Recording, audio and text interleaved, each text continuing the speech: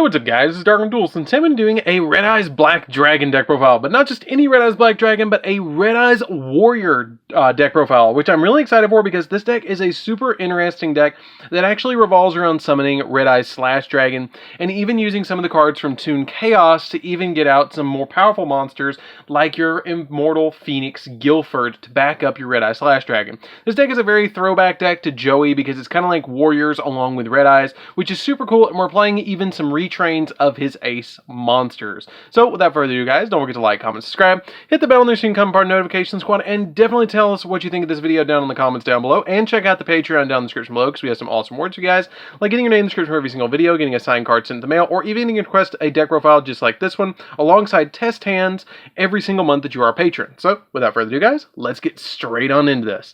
So first off, we're going to be playing 2 copies of Red Eyes Black Dragon. So this card is a really good card in the deck, because you're going to be using this card alongside your Red Eyes Fusion to be able to go into your Red Eyes / Dragon as quickly as possible. Usually your combo will end with you having a copy of Verte Anaconda and a Red Eyes / Dragon on the field with a couple of cards backing it up on the field depending on what you draw into.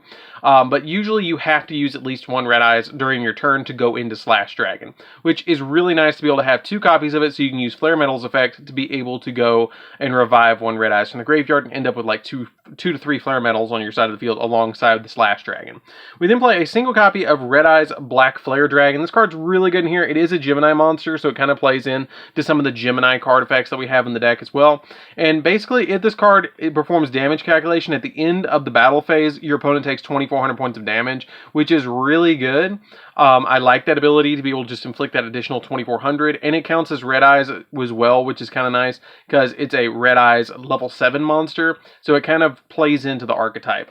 We then play 2 copies of Red Eyes Alternative Black Dragon. Red Eyes Alternative Black is really neat. A lot of people think that you just have to tribute Red Eyes Black Dragon to summon this card, but no, you can tribute any Red Eyes monster to summon this card because it says you have to tribute 1 Red Eyes monster in your hand or field to special summon this card from your hand, which is really good. And it also has the ability that if this card is destroyed by battle or by a card effect while you possess this card, and the card effect was your opponent's card effect, then you can special summon a level 7 or lower Red Eyes monster from your graveyard and then double its attack, which is really good. If you special summon back your Red Eyes Black Dragon, it's going to go to 4,800, which is pretty big.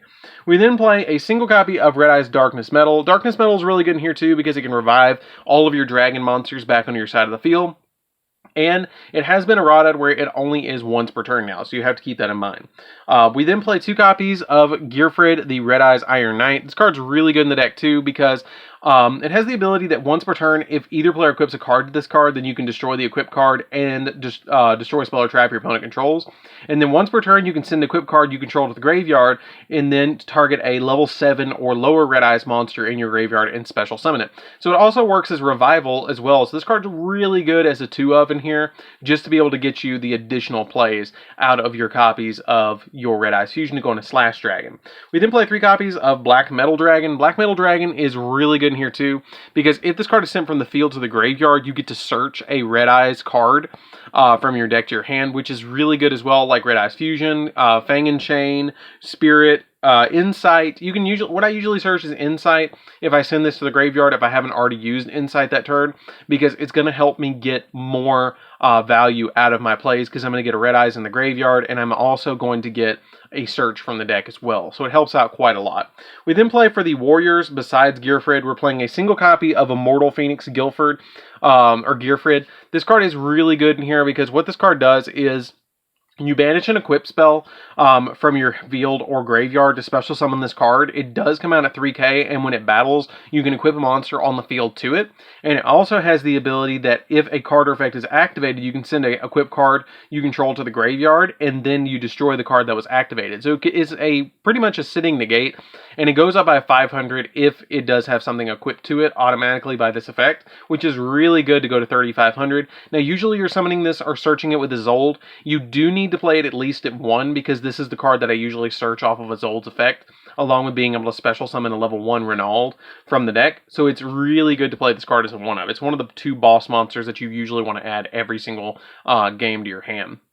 We then play 3 copies of Sub-Knight. Sub-Knight is usually the best normal summon in the entire deck, because when you normal summon this card, you get to equip a Fire Warrior or a Gemini monster in your hand or deck to this card as an equip spell.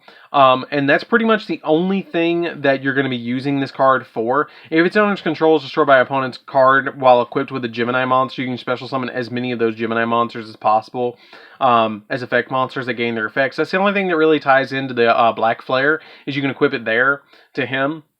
But usually what you're going to equip to him is your Squeak Knight. Squeak Knight is probably one of the most adorable cards in Yu-Gi-Oh! And actually ties super well in this deck, because it has the ability that if this card is equipped to a monster, you can special summon it, or equip it to a monster once per turn, which is really good. And if this card is special summoned, you can activate the effect to treat this card as a tuner monster, which is pretty good as well. We usually don't use that effect in this particular build, because what you're trying to do is essentially summon Sub-Knight, equip the Squeak Knight, special summon the Squeak Knight to your side of the field, go into a Zold, send one equipped card to the graveyard, and search your Immortal Phoenix Guilford. Special summon our Renauld. Renauld will grab from the graveyard the equipped spell that you sent to the graveyard, and then you've already went, like, off of a normal summon, you've searched, you've added from graveyard to hand, and you summon the Renauld. You've essentially gotten a +4 off of a normal summon, which is insanely good.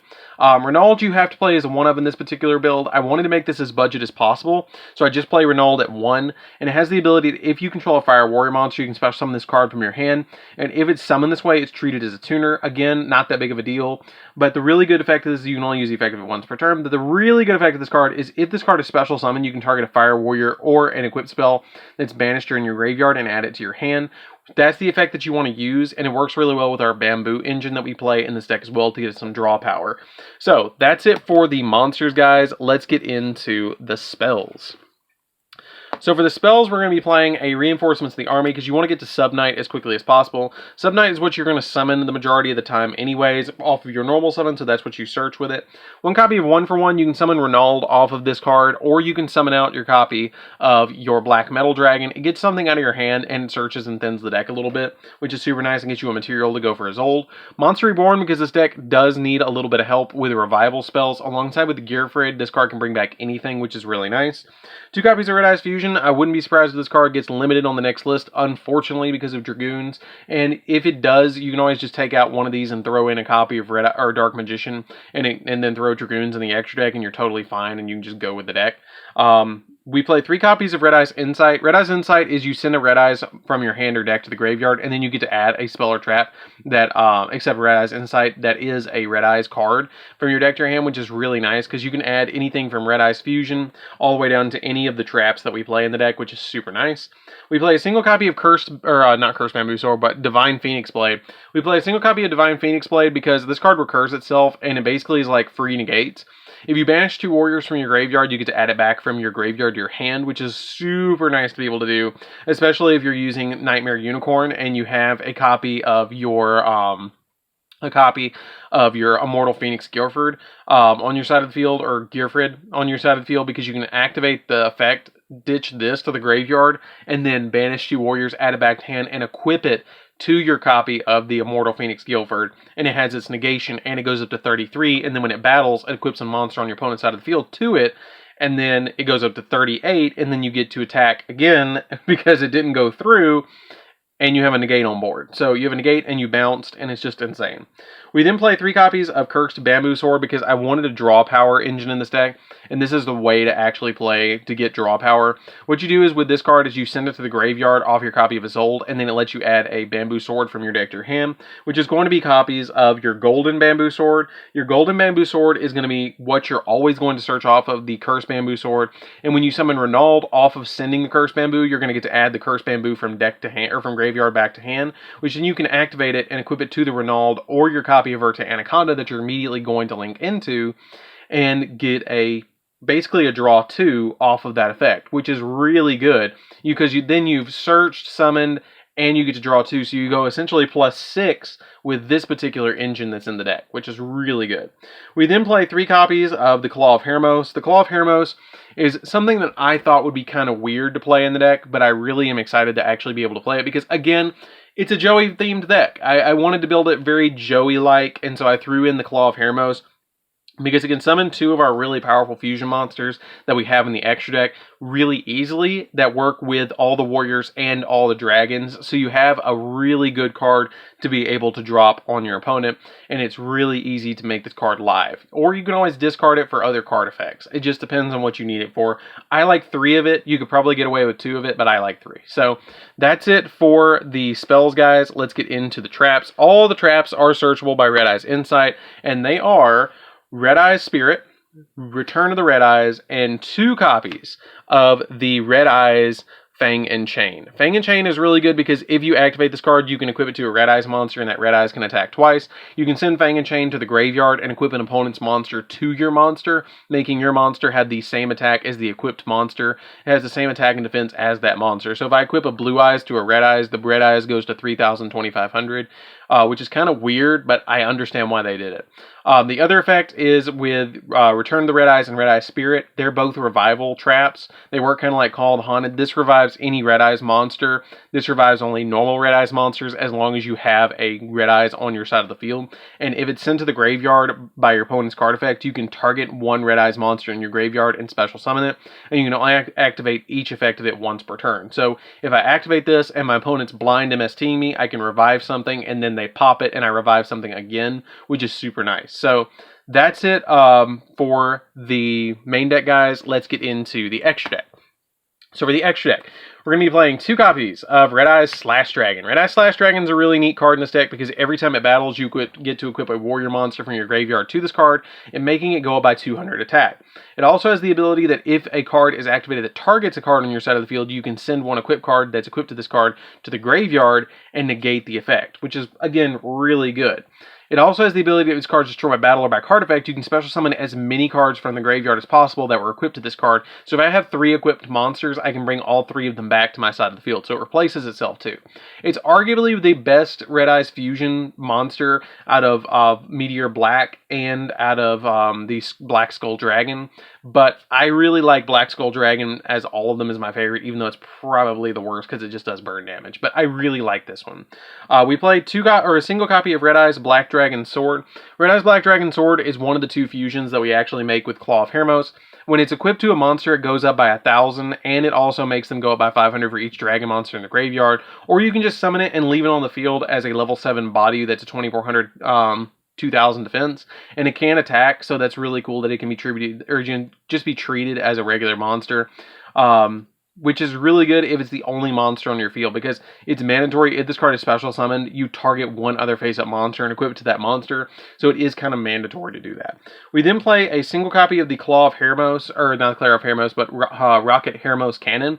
Rocket Hermos Cannon is a card that if you special summon this card, you get to target a monster on your field and equip it to it, and it can make 2 attacks during each battle phase, and it also makes them all inflict piercing damage, which is really good as well, giving that extra piercing damage ability and another warrior that can be in the graveyard if you need it, for the copy of Phoenix Blade. We then play a single copy of Access Code Talker. You don't have to play this if you want to play a budget build. You can drop this out and play Borreload or Boral Sword or Avermax. Any level link 4 is fine. We play a single copy of Nightmare Unicorn just to bounce stuff.